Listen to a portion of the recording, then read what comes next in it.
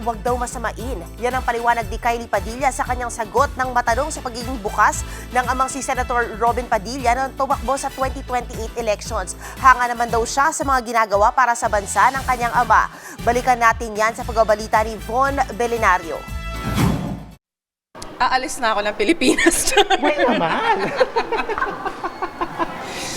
I have no reaction. I trust in my father's judgment. Yun na lang po.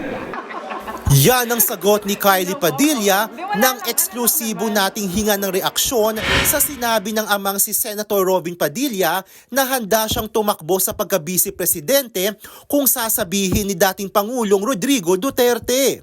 May paglilinaw naman si Kylie. Sa kanyang Instagram story, sinabi niyang aalis siya ng Pilipinas dahil gusto niya ng tahimik na buhay. Hindi ito pang iinsulto sa ama dahil naniniwala siya sa judgment nito at mga nagawang mabuti sa bansa.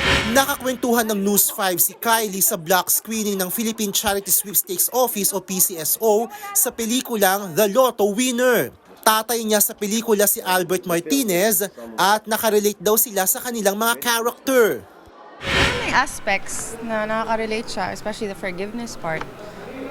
But the whole, ang ganda ng kwento on its own eh.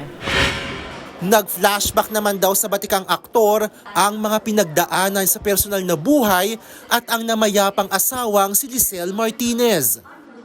The first time we watched it, I couldn't control my tears and kasi the memory of losing a loved one, it's really painful. I've lost a loved one. It's been 15 years now, but then again, it's like just yesterday.